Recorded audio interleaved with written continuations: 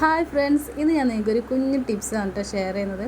അപ്പോൾ ഇത് ചെറിയ കാര്യമാണെങ്കിലും വലിയ റിസൾട്ടാണ് ഇതിനെക്കൊണ്ട് ഉണ്ടാവുക. നമ്മുടെ ഡ്രസ്സിലൊക്കെ ഇതുപോലെ നമ്മൾ സ്റ്റിച്ച് ചെയ്താൽ നല്ല ഫിനിഷിംഗ് ആയിരിക്കും. നമ്മൾ റെഡിമെയ്ഡ് ഡ്രസ്സിലൊക്കെ ഉള്ള പോലെ നല്ലൊരു ക്യൂട്ടായിട്ടുള്ള ലക്ഷറിയസ് ആയിട്ടുള്ള ഫിനിഷിംഗ് ഉണ്ടാവും.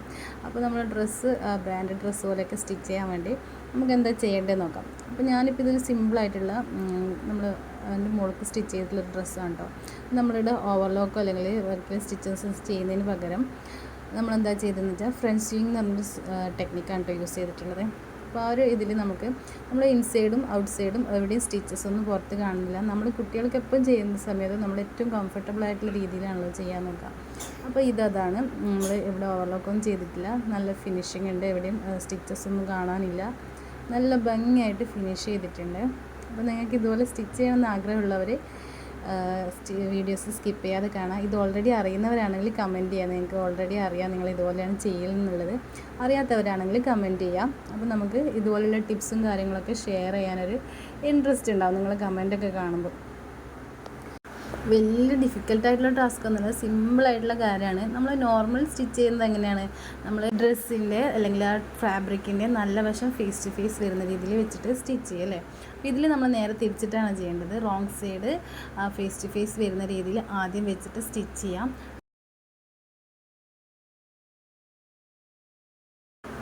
അയ്യോ, സ്റ്റിച്ച് വന്നിട്ടില്ല. എനിക്കും ചിലപ്പോൾ അബദ്ധങ്ങൾ പറ്റാറുണ്ട്. എല്ലാവർക്കും പറ്റുന്ന തന്നെ ഇരിക്കും. നൂലെന്തോ അടിയത്തെ നൂലിനെന്തോ ബോബിങ്ങീസിലെന്തോ കുടുങ്ങിയിട്ട് നൂല് കറക്റ്റായിട്ട് വന്നിട്ടുണ്ടായിട്ടില്ല. അപ്പോൾ നമുക്കൊന്നും കൂടി സ്റ്റിച്ച് ചെയ്ത് നോക്കാം. ചില ആൾക്കാരുണ്ട് വിചാരം നമ്മൾ സ്റ്റിച്ച് ചെയ്യുന്നത് അല്ലെങ്കിൽ വീഡിയോസൊക്കെ ഇടുന്നത് എല്ലാം എഡിറ്റ് ചെയ്തിട്ടൊക്കെ ആണല്ലോ. അപ്പോൾ ആൾക്കാർ വിചാരിക്കും നമ്മൾ എപ്പോഴും പെർഫെക്റ്റ് ആയിട്ട് ചെയ്യുന്ന ആൾക്കാരാണെന്നൊക്കെ. നമുക്കും അബദ്ധങ്ങളൊക്കെ പറ്റാറുണ്ട്. പക്ഷെ എല്ലാവരും വീഡിയോസൊക്കെ ഷെയർ ചെയ്യുമ്പം നല്ല വശങ്ങൾ മാത്രം ഷെയർ ചെയ്യും അല്ലേ. അപ്പോൾ ഇവിടെ നമ്മൾ റൈറ്റ് സൈഡ് ഇതുപോലെ സ്റ്റിച്ച് ചെയ്തിട്ടുണ്ട്, അതായത് wrong side face to face stitch ചെയ്തിട്ടുണ്ട്. അതിനുശേഷം നമ്മളെന്താക്കുക, അതിൻ്റെ കുറച്ച് ഫാബ്രിക്സ് ഇങ്ങനെ കട്ട് ചെയ്ത് കൊടുക്കാം. കട്ട് ചെയ്യുന്നവർ കട്ട് ചെയ്യാം. ഞാനിവിടെ എക്സ്ട്രാ ഇങ്ങനെ നമുക്ക് ആ ഒരു ഫാബ്രിക്കിൻ്റെ ഏറ്റവും എഡ്ജസ്സായിട്ട് വരുന്ന സൈഡിൽ കുറച്ച് ഇതുപോലെ ഫാബ്രിക്സ് ഇങ്ങനെ നൂലൊക്കെ ഇങ്ങനെ വരുന്നുണ്ടല്ലോ, ആ ഒരു പീസാണ്. അപ്പോൾ അത് ഞാനൊന്ന് കട്ട് ചെയ്ത് കളയുന്നുണ്ട്. കട്ട് ചെയ്ത് കളഞ്ഞാൽ നമുക്ക് കുറച്ചും കൂടെ സ്ലിമ്മായിട്ട് അവിടെ കിട്ടും. അപ്പോൾ കുറച്ചും കൂടെ സ്റ്റിച്ച് ചെയ്താൽ കുറച്ചും കൂടെ ഫിനിഷിങ് ഉണ്ടാവും. അതിനുശേഷം നമ്മൾ സാധാരണ സ്റ്റിച്ച് ചെയ്യുന്ന പോലെ, അതായത് നമ്മൾ ഫാബ്രിക്കിൻ്റെ നല്ല വശം ഫേസ് ടു ഫേസ് വരുന്ന രീതിയിൽ വെച്ചിട്ട് സ്റ്റിച്ച് ചെയ്തെടുക്കാം. ഇതിപ്പോൾ സാധാരണ ഒരു ക്രഷ് മെറ്റീരിയലാണ്. അപ്പോൾ നിങ്ങൾക്ക് റോങ് സൈഡും ലെഫ്റ്റ് സൈഡൊന്നും കറക്റ്റായിട്ട് മനസ്സിലാവില്ല. അപ്പോൾ നമ്മൾ നോർമൽ മെറ്റീരിയൽസ് എടുക്കുമ്പോൾ നമുക്ക് വേഗം മനസ്സിലാവും.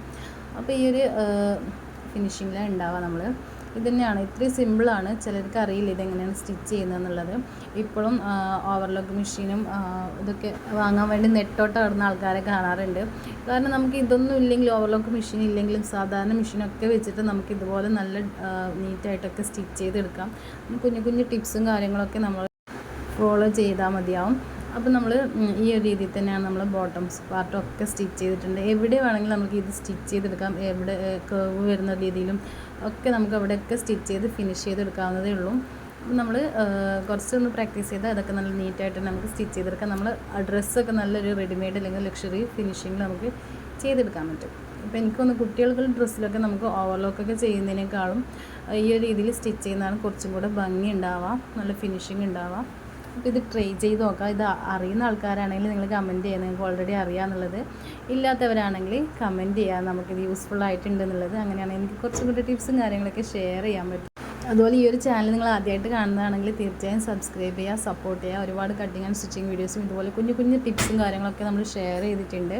അതുപോലെ തന്നെ നമ്മൾ ഇൻസ്റ്റാഗ്രാം പേജും കൂടെ ഒന്ന് ഫോളോ ചെയ്ത് സപ്പോർട്ട് ചെയ്യുക. താങ്ക്